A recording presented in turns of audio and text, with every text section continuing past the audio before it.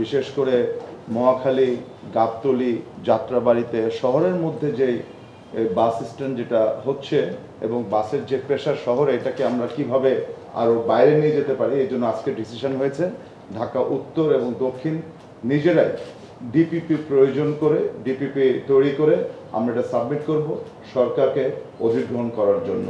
এবং এখানে কাজপুরে যে জায়গাটা আছেন, ঢাকা দক্ষিণ সিটি কর্পোরেশন চিঠি লিখবে আমাদের রোডস অ্যান্ড হাইওয়েজকে যে রাস্তাটা জায়গাটা দিয়ে দেওয়ার জন্য, এভাবে সিদ্ধান্ত হয়েছে। এবং আমরা গ্রাম ভাটুরিয়া আমাদের হলো যে জায়গাটাতে আমাদের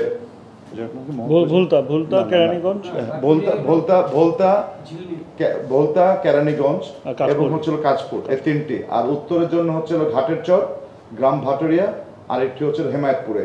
এই তিনটি জায়গায় আমরা নিজেরা, আগে কথা ছিল এটা ডিটিসি এটা দেখভাল করবে প্রজেক্টটা, কিন্তু আজকে ডিসিশন হয়ে আজকে কনফার্ম হয়ে গিয়েছে যে এই 6টি প্রজেক্ট, উত্তরের যে কয়টি এবং দক্ষিণের যে কয়টি, সেই মেয়রাই এটার অফিসগুলাই দায়িত্ব নিয়ে আমাদের ডিপিপি প্রয়োগ করে যেখানে অধিগ্রহণ দরকার যা কিছু করার প্রজেক্ট করে এখানে বাস টার্মিনাল এবং বাস ডিপো সেইভাবে একটা সিদ্ধান্ত আসছে। বাকিটা আমরা পরীক্ষামূলকভাবে আমরা দেখে তারপর এটা ফাইনাল করব। আমরা এখানে আরেকটি সিদ্ধান্ত আসছে যে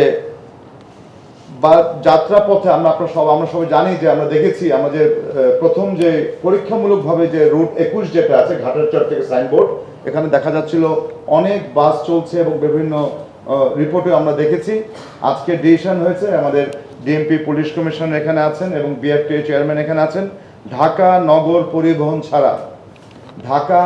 পরিবহন ছাড়া অন্য কোনো বাস এই 21 নম্বর রুটে চলবে না। এটি আজকে ডিসিশন হয়েছে। ঢাকা নগর পরিবহনে শুধু সেই বাসগুলোই চলবে। সংবাদ, ফিচার ও অনুষ্ঠানের জন্য ভিজিট করুন সংবাদ প্রকাশের ওয়েবসাইট এবং যুক্ত থাকুন ফেসবুক পেজ ও ইউটিউব চ্যানেলের সঙ্গে।